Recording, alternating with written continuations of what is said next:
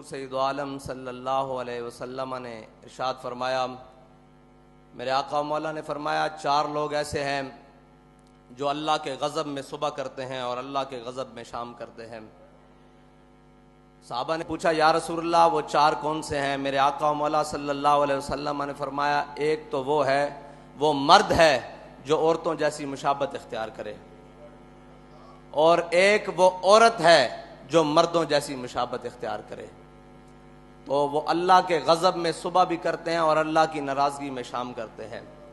اور میرے آقا و مولا صلی اللہ علیہ وسلم نے اپنی زبان مبارکہ سے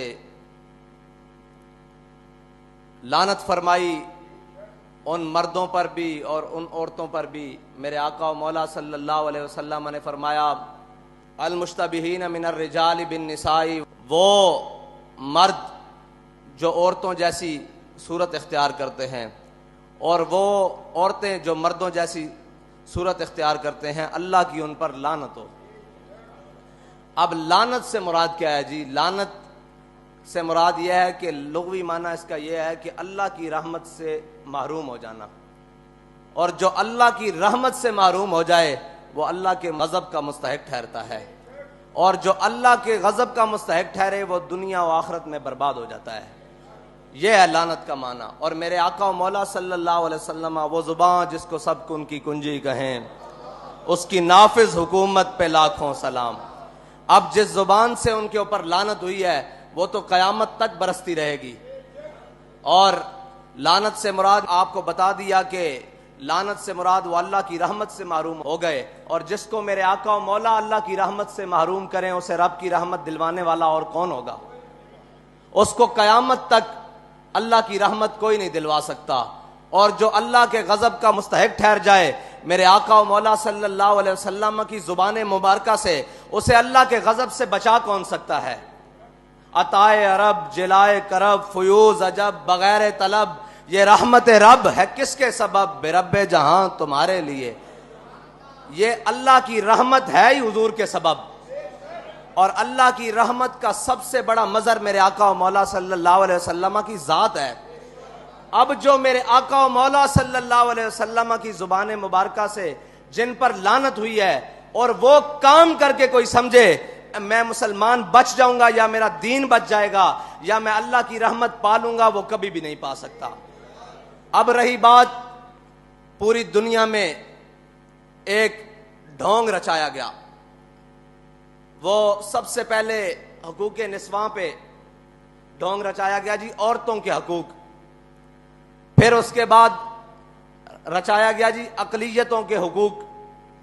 پھر اس کے بعد ٹرانسجینڈر کہہ رہے ہیں آج لوگ کہ جناب یہ بہت بڑا مسئلہ بن گیا ہوا ہے۔ بھائی حق وہ ہے جو میرے آقا و مولا صلی اللہ علیہ وسلم کی شریعت انسان کو بھی دیتی ہے، جانور کو بھی دیتی ہے، چوپایوں کو بھی دیتی ہے۔ حقوق ان کے وہی ہیں جو میرے آقا و مولا صلی اللہ علیہ وسلم فرما گئے، اور شریعت سے ہٹ کر کوئی حقوق دینے آئے گا تو پھر اس کا انجام یہی ہوگا کہ عورتوں کو حقوق دینے لگے تو بے حیائی بڑھ گئی۔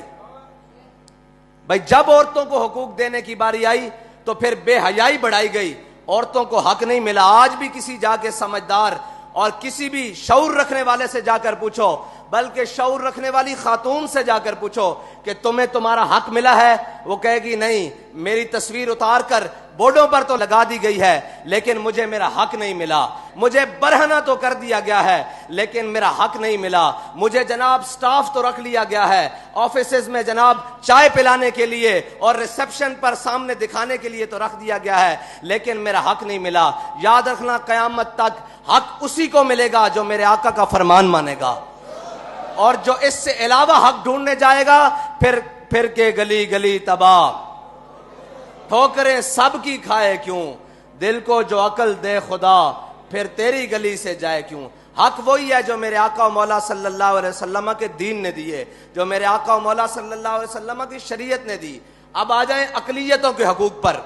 جب اقلیتوں کے حقوق کی باری آئی تو صحابہ کرام کے قیادت میں ایک قلعہ جسے میرے آقا و مولا صلی اللہ علیہ وسلم کے غلاموں نے فتح کیا، اور وہ قلعہ جب فتح ہو گیا تو تھوڑی دیر بعد پیچھے سے لشکر کا پیغام آیا کہ یہ ہمیں قلعہ جو ہے نا جسے ہم قلعہ بولتے ہیں، یہ جو قلعہ ہے یہ اس کو دفاعی اعتبار سے چھوڑنا پڑے گا تھوڑی دیر کے لیے. ہم یہاں سے چھوڑ کر آگے جائیں گے فوجیں لے کر. تو وہ جو قلعہ تھا نا وہ عیسائیوں نے جنگ کر کے نہیں مسلمانوں کے حوالے کیا تھا، بلکہ انہوں نے رضاکارانہ طور پر جزیہ قبول کر کے اور کہا تھا ہم جزیہ دیں گے، آپ یہاں آ جائیں، اپنا نظام بنا لیں. تو جب میرے آقا و مولا صلی اللہ علیہ وسلم کے غلاموں نے وہ قلعہ چھوڑنے کی بات کی نا تو انہوں نے کہا جی یہ آپ نے ہمیں پیسے دیے تھے، یہ سونا دیا تھا، یہ چاندی دیے تھے، یہ مال، یہ زر، یہ گھوڑے، یہ استبل، یہ محل، یہ سارا کچھ واپس لے لیں، ہم آپ کی حفاظت نہیں کر سکتے. ہم آگے جا رہے ہیں دشمنوں سے جنگ لڑنے کے لیے، واپس آئیں گے تو آپ سے بات ہوگی، تب تک کے لیے آپ اپنی امان میں رہیں، ہماری امان سے نکل کر. تو جب صحابہ کرام کی فوجیں اور لشکر سارا کچھ باہر نکل رہا تھا نا قلعے سے، تو عیسائی کھڑے ہو کر ایسے دامن پھیلا کر ایسے دامن پھیلا کر کھڑے ہو کر کہہ رہے تھے یا اللہ ان دشمنوں کو دوبارہ واپس لے آئیں. یہ ہے اسلام کی اقلیتوں کے لیے حقوق. وہ قلعے کی دیواروں پر کھڑے ہو کر کہہ رہے تھے کہ یا اللہ ان دشمنوں کو دوبارہ بھیجیں، یہ دشمن نہیں، یہ تو ہمارے محافظ بن کر آئے ہیں. اسلام اقلیتوں کو اس طرح حقوق دیتا ہے. لیکن جب ان گماشتوں نے، ان یہود و نصارہ کے ایجنٹوں نے اقلیتوں کے حقوق دینے کی بات کی اور عالمی ایجنڈے کو اپنے گلے میں پہنا تو پھر کیا کیا؟ پھر یہ کیا کہ جب ان کو حقوق دینے کی باری آئی تو جو سب سے بڑا گستاخ تھا، جس کو عیسائی بھی قبول نہیں کرتے، جس کو یہودی بھی قبول نہیں کرتے، جس کو دنیا کا کوئی مذہب میں رکھنے والا قبول نہیں کرتا، انہوں نے اس کو حقوق دلوا کے جہازوں میں بٹھا کے باہر کے ملک بھیجا ہے.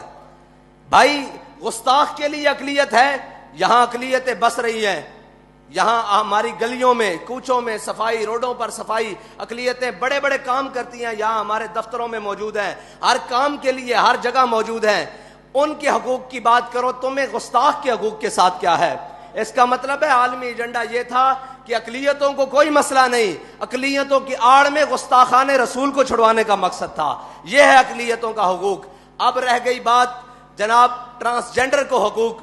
ان کو حقوق دینے کا مسئلہ نہیں ہے، ان کی آڑ میں شریعت کے ساتھ ٹکرانے کا مسئلہ ہے. بھائی کائنات میں کسی کا بھی حق ہو، وہ میرا ذاتی حق کیوں نہ ہو، وہ کسی کا ذاتی حق کیوں نہ ہو، جب وہ شریعت سے ٹکرا جائے گا اس کا حق رہے گا ہی نہیں. تم نے ان کو حق دینا ہے تو ان کو شریعت سے ٹکرا کر تو نہیں دے سکتے. تم کم از کم ہمارے جیتے جی تو تم ان کے ساتھ شریعت کے ساتھ ٹکرا کر ان کو حق نہیں دے سکتے.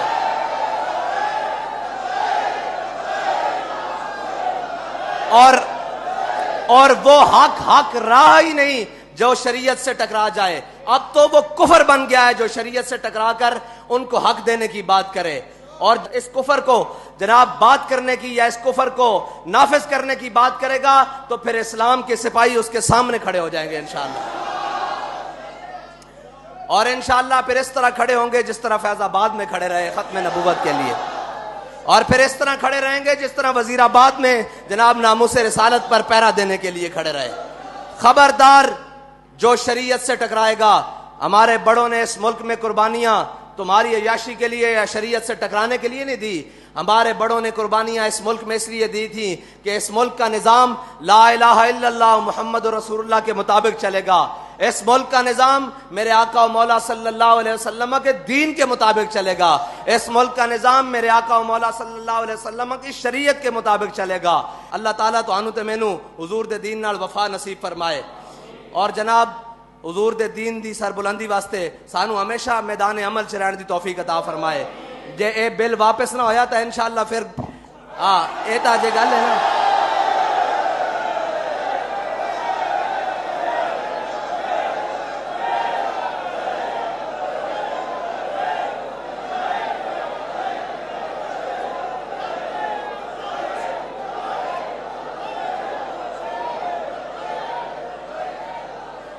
تسی اس نو حقوق دین دا اور بھی مطلب ہے شریعت نال ٹکرا کے دینے.